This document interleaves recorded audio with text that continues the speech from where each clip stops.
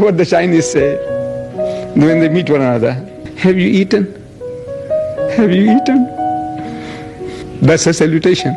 The Chinese knows what hunger is. So every time he meets a person, he says, have you eaten? If you haven't, whatever is there, come, sit down, eat.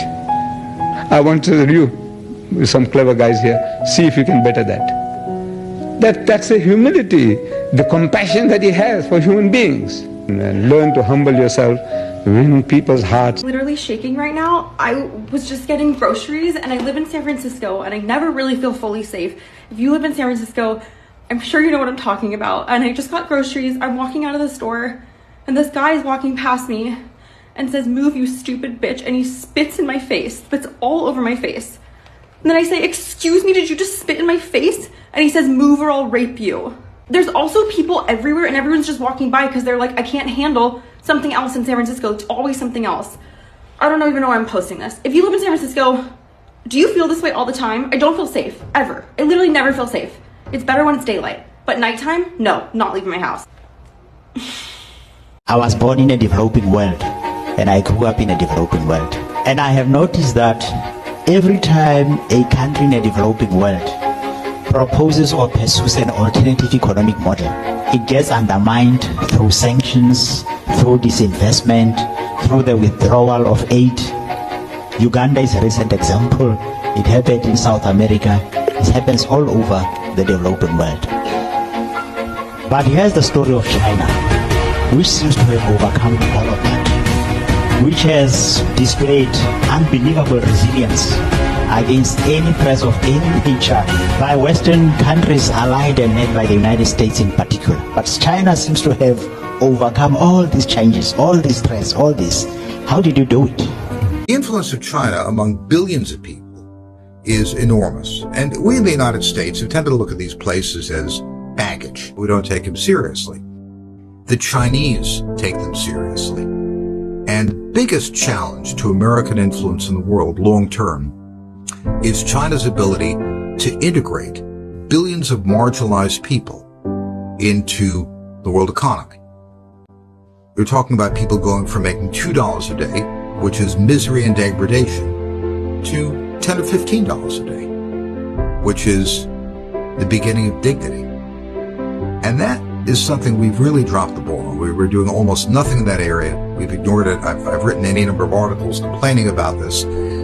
I went to Mike Gallagher and said, please, let's offer an alternative to what the Chinese are doing. But so far, I haven't seen much response, and that worries me. This bridge goes across the Charles River at Harvard. The project began in earnest in 2012. It was a 2-year project. In 2014, they said the project is not finished. In 2016, they said, we're not going to tell you when this is going to be finished. With the renovation of the Sanyan Bridge here in Beijing, which has got about twice as many lanes of traffic as the Anderson Bridge. How long did it take to complete the renovation of the Sanyan Bridge? 43 hours.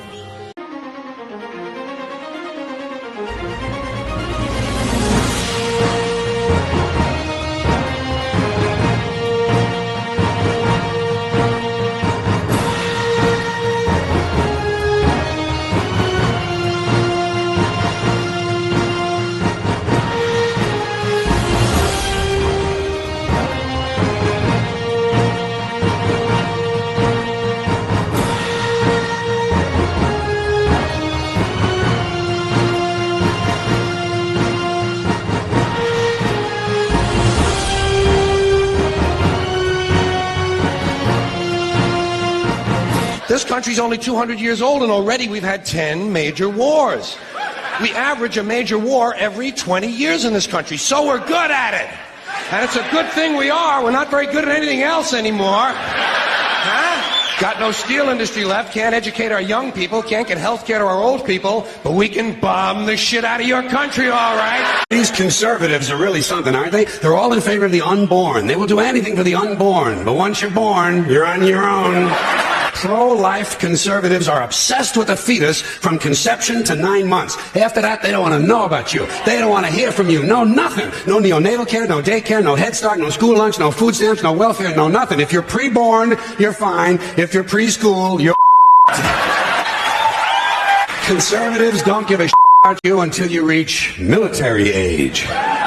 Then they think you are just fine, just what they've been looking for. Conservatives want live babies so they can raise them to be dead soldiers. Pro-life. Pro-life. These people aren't pro-life, they're killing doctors. What kind of pro-life is that? What, they'll do anything they can to save a fetus, but if it grows up to be a doctor, they just might have to kill it?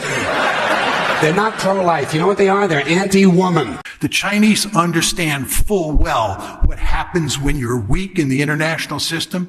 They call it the century of national humiliation. It lasted from the late 1840s to the late 1940s. As most of you know, I'm sure, China was very weak during that 100-year period. And you know what happened to them when they were very weak? The other great powers in the system, including the United States of America, preyed upon them. They were victimized at every turn. The Chinese understand full well, if you want to survive in the international system, you want to be really powerful. What about the Americans? I told you about the Americans before. The Americans do not tolerate peer competitors. We're not going to let China dominate Asia unless we absolutely have to. The United States is not simply containing China. We're talking about a rollback strategy. The United States, as many of you know, and probably many of you don't know, is a ruthless great power. You never want to underestimate how ruthless the United States is. Despite all the liberal rhetoric that we use to cover up our ruthless behavior, we are tough customers, and the Chinese are finding that out now. It's destined to collapse for two reasons, in my opinion. One is with the rise of China and the resurrection of Russian power. We've moved from a unipolar world where we dominated the planet to a multipolar world where we can no longer dominate because we have two other great powers to deal with. The second reason is we behave in such a ham-fisted way that we alienate countries all over the world. And if you're going to have a rules-based order and you expect other countries to obey these rules, which you have largely written, then you have to obey them as well. And you have to operate in ways that are somewhat accommodating to other countries in the world.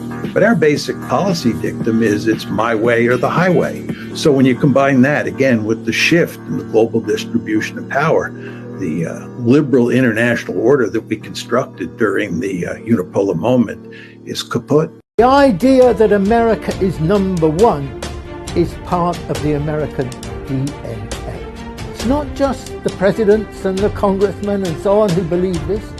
This is deeply imbued, I think, in the average American. The Americans think they're best. The Americans think they have to be top dogs. They're not going to be bossed around by anyone else.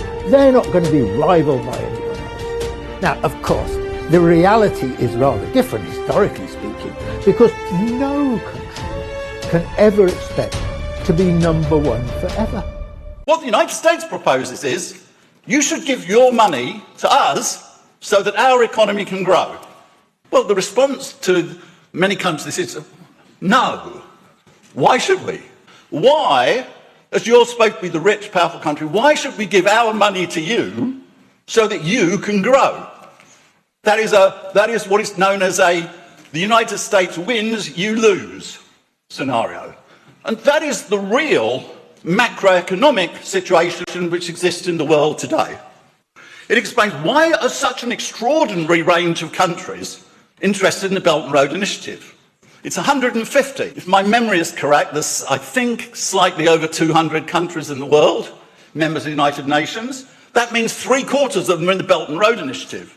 And they're not bound together by some political agenda. They're there for a very strong economic reason. It's a pro-development. It's not a pro-China movement. It's a pro-development movement. That's what it is. The United States has been a bully. The United States felt that it could seize territory and money at will.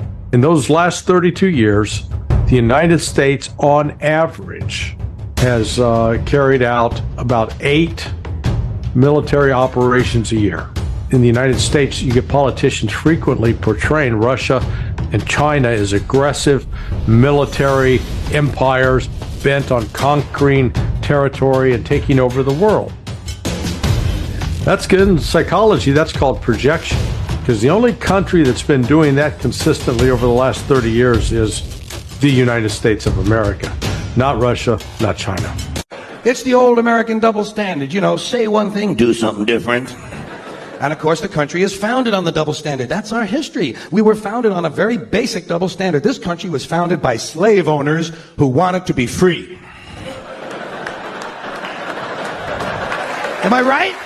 A group of slave owners who wanted to be free. So they killed a lot of white English people in order to continue owning their black African people so they could wipe out the rest of the red Indian people and move west and steal the rest of the land from the brown Mexican people, giving them a place to take off and drop their nuclear weapons on the yellow Japanese people. You know what the motto of this country ought to be? You give us a color, we'll wipe it out.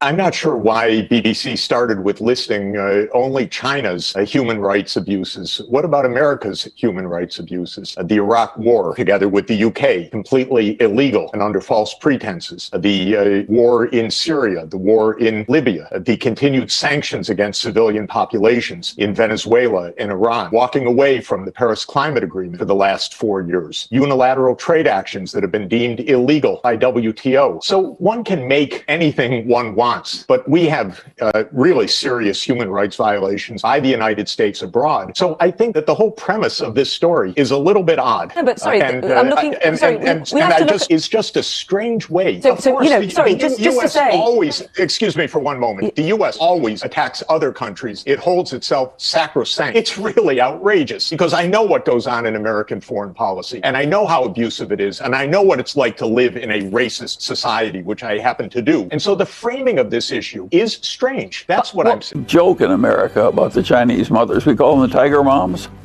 because they drive these little kids to play the piano and get all A's and so on. If I were the Chinese, I wouldn't stop doing that. I think that's a strength in Chinese culture. You don't want to get like some South Sea Islander who want to lie on the beach. That's not Chinese. I don't think it's ideal anyway. What's the good of lying on the beach all your life? So I like all this Chinese competitiveness. And it works. How are you going to take a bunch of poor farmers into great prosperity without a lot of hard work and self-sacrifice and competitiveness?